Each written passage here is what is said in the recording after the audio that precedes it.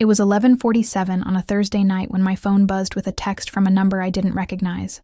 I was lying in bed in my little apartment in Denver, half asleep, scrolling through nothing. The message was just 8 numbers, coordinates, nothing else, no explanation, no name. But I knew exactly who it was from. David Garrison had been dead for 3 weeks. I stared at those numbers until my eyes burned. David and I had been together, if you could call it that, for 12 years. Secret meetings in hotel rooms. Late-night phone calls when his wife thought he was working. Weekend trips he explained away as business conferences. I was 39 years old, and I'd spent more than a decade loving a man who could never be mine in public. And now he was gone. Heart attack at 62. No warning. One day he was texting me about meeting up that weekend. The next day I was reading his obituary online, sitting in my car in a grocery store parking lot, trying not to scream. The funeral was 2 weeks ago. I didn't go. I couldn't. I had no right to grieve openly. His wife Margaret stood at the front of the church in her black dress and pearls. His 3 grown children stood beside her. I watched the service on the funeral home's live stream from my couch, crying into a dish towel so my neighbors wouldn't hear. And now this. Coordinates in the middle of the night. I sat up and typed the numbers into Google Maps. They pointed to somewhere in Montana, middle of nowhere, 3 hours north of Billings. The satellite view showed trees and mountains, and what looked like an old structure, maybe a cabin or a barn. I zoomed in as far as the image would go but couldn't make out details. My hands were shaking. David had always been cryptic. He loved puzzles, codes, little games.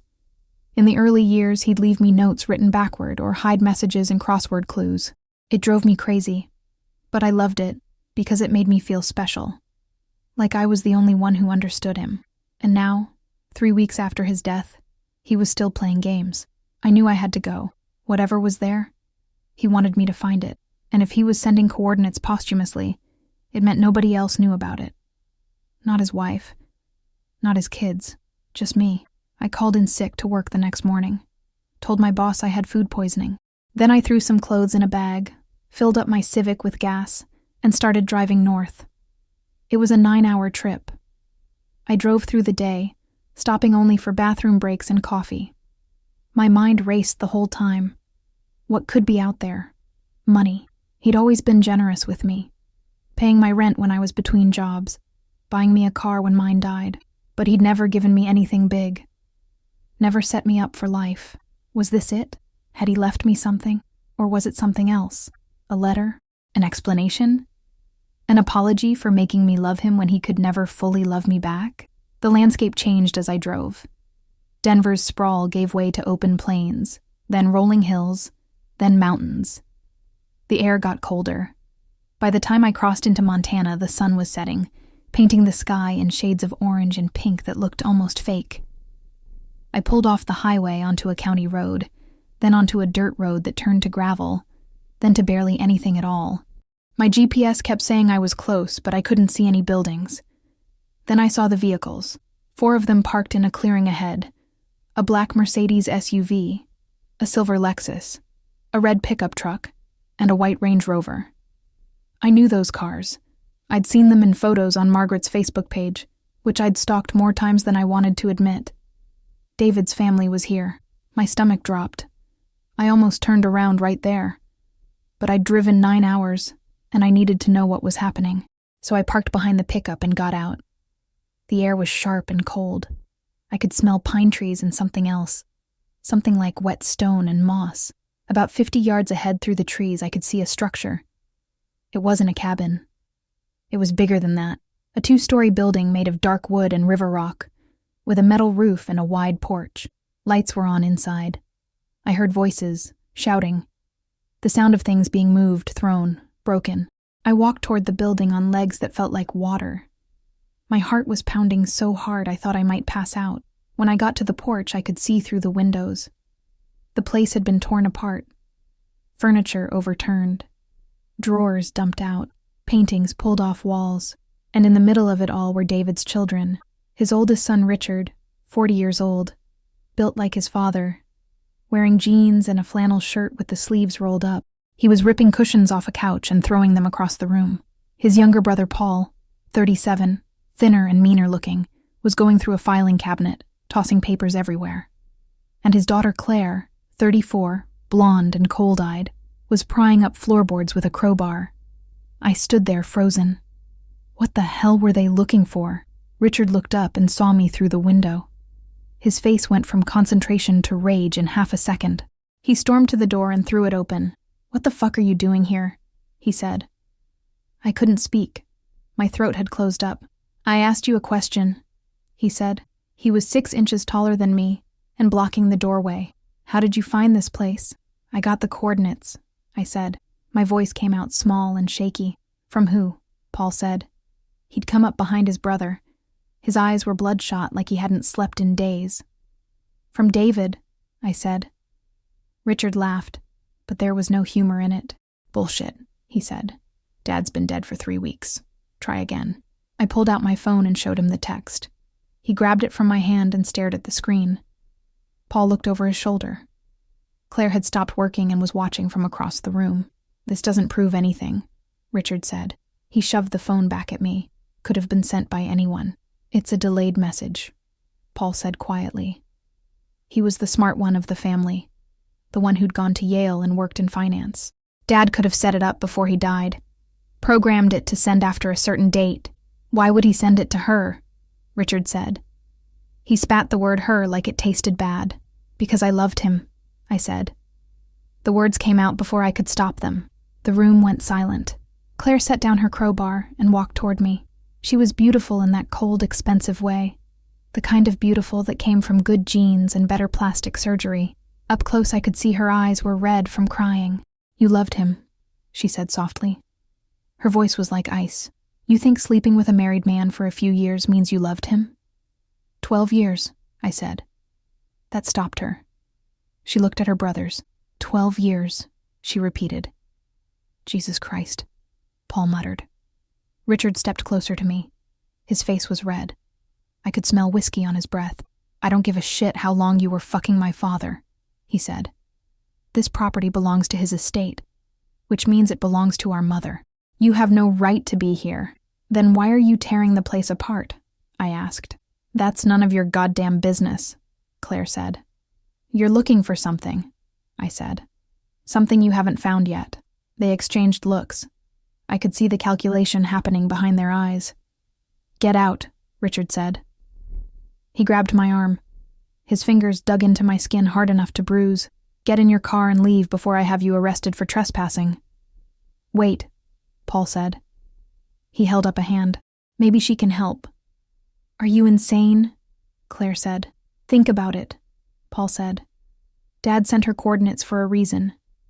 Maybe he told her something. Maybe she knows where it is." "I don't know what you're talking about," I said. "The documents," Paul said. He was watching my face carefully. "Legal documents, contracts, papers that prove ownership of certain assets. Dad kept everything here, separate from the house, separate from his office. Nobody knew about this place except him. But we found references to it in his files after he died, and we know the documents are here somewhere because he mentioned them to Richard 3 months before he died. Said they were in a safe location. Said they'd explain everything when the time came. My mind was racing. David had never mentioned documents to me. Never mentioned this place, but he had talked about Montana. Years ago, said he had a property there. A place he'd go to think. I'd assumed he meant a fishing cabin or something. I'd never dreamed it was anything like this. "I don't know anything about documents," I said. "Then you're useless," Richard said. He started pulling me toward the door. "Wait," I said. "Just wait. Let me look around. Maybe I'll recognize something. Maybe there's a clue." Richard looked at Paul. Paul shrugged. "What's the harm?" he said. "We've been looking for 2 days and found nothing." "Fine," Richard said. He let go of my arm. "You've got 1 hour. Then you leave and you never contact this family again." I nodded. My arm throbbed where he'd grabbed me. The inside of the building was beautiful under all the chaos. Hardwood floors, stone fireplace, expensive furniture that had been thrown around like trash. There were paintings on the walls, landscapes and abstract pieces that looked original, a full kitchen with commercial-grade appliances, a dining table made from a single slab of wood that must have weighed a ton. Upstairs there were 3 bedrooms, The master had a king-size bed with a view of the mountains through floor-to-ceiling windows. The closet was empty, but I could smell David's cologne faintly. That woody spice scent he always wore. I stood there breathing it in and felt tears start to come. This was his place. His secret place. And he'd never brought me here. In 12 years, he'd never said, "Come see this place I love. Come be with me here." I'd been special enough to sleep with, but not special enough to share his sanctuary. I heard footsteps behind me. Claire had followed me upstairs. "Must be hard," she said. Her voice was softer now, but still had an edge. "Finding out he had secrets, even from you. He had secrets from everyone," I said. I wiped my eyes and turned to face her. "That's who he was." "Did he ever talk about us?" she asked. "His family. Sometimes," I said. It was a lie. He'd barely mentioned them except to complain about pressure or expectations. She laughed bitterly. "I bet," she said. She walked to the window and looked out. "Did he tell you about the offshore accounts? The shell companies? The money he moved around so Mom couldn't touch it in the divorce?" "There wasn't a divorce," I said. "Not officially," she said. "But they'd been separated for 5 years, living in the same house but in different worlds. She knew about you, by the way. She knew about all of them." "All of them?" My voice cracked. "Oh, honey," Claire said. She actually smiled. "You thought you were the only one? Dad had at least 3 other women we know about. Maybe more. He liked to keep his options open." I felt like I'd been punched in the stomach. The room tilted. I had to sit down on the bed. "I'm sorry," Claire said. She sounded like she meant it. "I know this is a lot, but you should know who you were grieving for. He wasn't a saint. He was a man who took what he wanted and damn the consequences. I couldn't breathe. 12 years. 12 years of my life, believing I was special, believing he loved me in a way he couldn't love anyone else. And I'd been nothing. Just another woman on his rotation. "Why are you telling me this?" I asked. "Because I want you to understand something," Claire said. She knelt in front of me so we were eye level. "Whatever you find here, whatever he left for you, it's built on lies. It's built on money he stole from his investors, from his business partners, from our mother. Those documents we're looking for, they prove he siphoned off $50 million over 10 years and hid it in accounts we can't access. We need those papers to undo what he did, to give the money back, to save the family name, or to keep it for yourselves," I said. She stood up. "Believe what you want," she said. "Just find the damn documents." She left me sitting there. I could hear her footsteps going back downstairs. Voices arguing. Something breaking. I sat on David's bed in David's secret house and tried to think. 12 years of memories ran through my head like a broken film reel. Hotel rooms. Late dinners. Promises that someday things would be different, and all of it had been lies. But the coordinates. He'd sent me coordinates. Why? If I meant nothing, why send me here? Why not send them to one of the other women, or to his children, or to Margaret, unless I did know something, unless somewhere in 12 years of conversations he'd told me something important, and I just hadn't realized it. I stood up and started looking around the bedroom more carefully. The closet was empty, but had built-in drawers. I pulled them open. Nothing. The bathroom was pristine. The nightstands had nothing but lamps. I went to the other bedrooms. One was set up as an office with a desk and empty bookshelves. The desk drawers had been ransacked already. Papers everywhere. I sat in the desk chair and tried to think like David. Where would he hide something important? Then I remembered something he'd said once. We'd been lying in a hotel bed in Santa Fe 3 years ago. He'd been talking about his childhood. How his father had been strict and demanding. How he'd learned early to keep secrets, to have hidden places where he could be himself. I asked him where his hiding place had been as a kid. He'd smiled and said, "The hollow behind the loose brick in the fireplace." Corny, right? But it worked. Nobody ever found my comic books or my forbidden candy stash. I ran downstairs. The fireplace in the living room was huge, built from river rock that must have been pulled from the nearby creek. Richard was sitting on the destroyed couch drinking from a bottle of Jack Daniels. Paul was in the kitchen. Claire was outside on the porch on her phone. I went to the fireplace and started pressing on stones. Richard watched me but didn't say anything. Most of the rocks were solid, But then, about 3 feet up on the right side, I found one that moved. Just slightly. I wiggled it, and it came loose in my hands. Behind it was a metal box. Richard stood up. "What is that?" he said. I pulled the box out. It was heavy, locked with a combination lock. "Open it," Richard said. He was right behind me now. "I don't know the combination," I said. "Bullshit," Paul said. He'd come from the kitchen. "Give it here." He tried to grab the box, but I held on. We struggled for a second, and then the box fell to the floor with a crash. The lock broke open from the impact. Papers spilled out everywhere. "Oh my God," Claire said. She'd come back inside. She knelt and started grabbing papers. "These are them. These are the documents." I picked up one of the papers. It was a contract dated 8 years ago. An agreement between David Garrison and a company called BlackRock Holdings, LLC. Transfer of assets totaling $20 million. My head spun reading it. There were dozens more. Contracts, bank statements, property deeds. And at the bottom of the pile, a letter, handwritten, addressed to me. I grabbed it before anyone else could see. Shoved it in my jacket pocket. "We got them," Paul said. He was grinning. His hands were full of papers. "This is everything. We can trace the money. We can fix this." "Let me see," Richard said.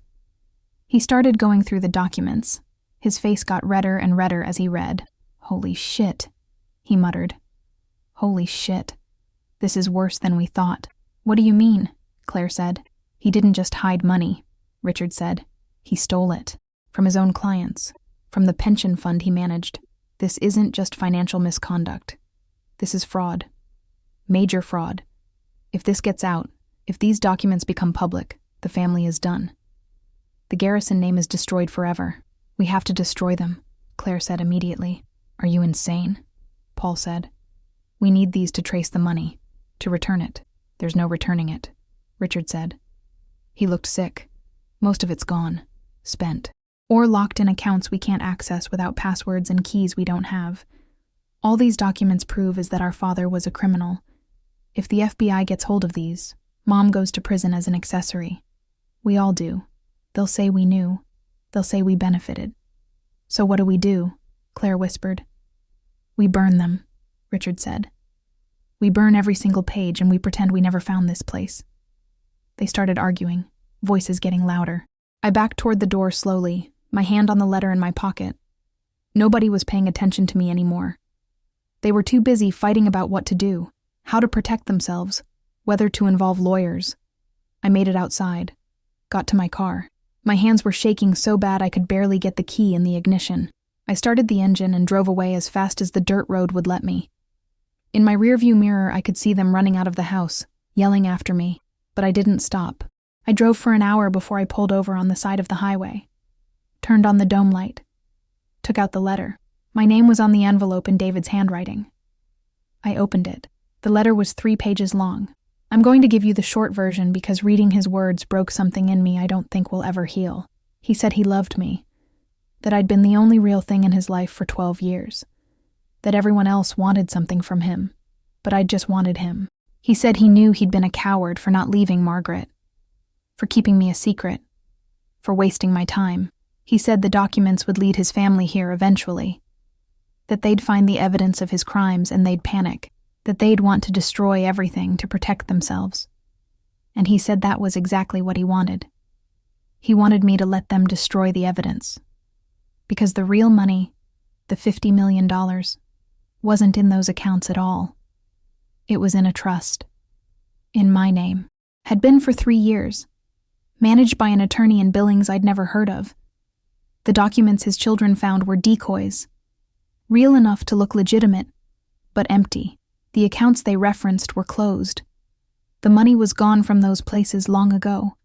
He'd moved it, piece by piece, into investments and properties in a trust fund that would pay me $100,000 a year for the rest of my life. And if I wanted the full amount, all $50 million, I could have it.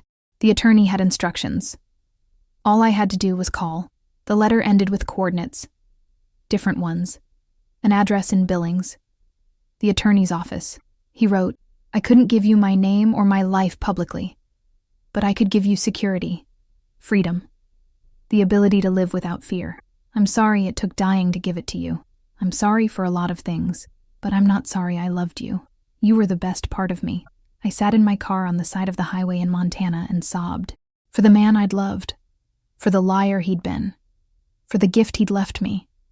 For the revenge he'd engineered against his own family. For the impossible choice he'd left me with. Because I could take the money. I could call the attorney and claim what was mine. Live the life David wanted me to have. But his children thought those documents were all that stood between them and prison.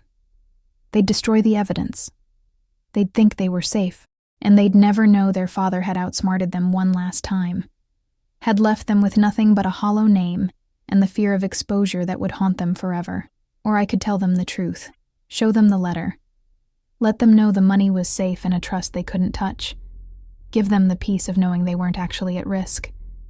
But that would mean giving up the satisfaction of David's final game, the revenge he'd planned so carefully. I thought about it for 3 days. Drove back to Denver. Went through my normal life in a fog. Called in sick again. Sat in my apartment staring at the letter. In the end, I called the attorney. Met him in his office in Billings. Signed the papers. The money was mine. Had been mine for 3 years, legally. David had thought of everything. Taxes paid. Documents airtight. Nobody could take it from me. I didn't tell his family. I didn't reach out. I let them sit with their fear and their guilt and their desperate need to protect a name that was already compromised. I let them wonder if the evidence they'd destroyed was enough. Let them wait for the knock on the door that might never come. Because David had loved me enough to give me more than money. He'd given me power over the people who'd looked down on me, who'd called me a whore and a gold digger and a waste of his time. He'd given me the last laugh. Today, 4 years later, I live in a house in Boulder with a view of the mountains. I travel when I want to. I donated $1 million to causes David believed in. I put my sister's kids through college. I live quietly and well, and I sleep just fine at night. Sometimes I think about those 3 siblings in that destroyed house in Montana, wondering if they did enough. If they covered their tracks well enough. If their father's crimes will ever catch up to them. I could end their suffering with a phone call. But I don't. David taught me a lot in 12 years. He taught me how to keep secrets, how to play the long game, how to be patient. And in his death, he taught me the most important lesson of all. Sometimes love isn't about what you say or how you're seen in public. Sometimes it's about making sure the person you love is taken care of long after you're gone, even if it means burning down everything else to do it. I wasn't his wife. I wasn't legitimized by law or society, but I was loved. And in the end, that love bought me freedom. I just had to be willing to let his children live in fear to claim it. Would you have made the same choice?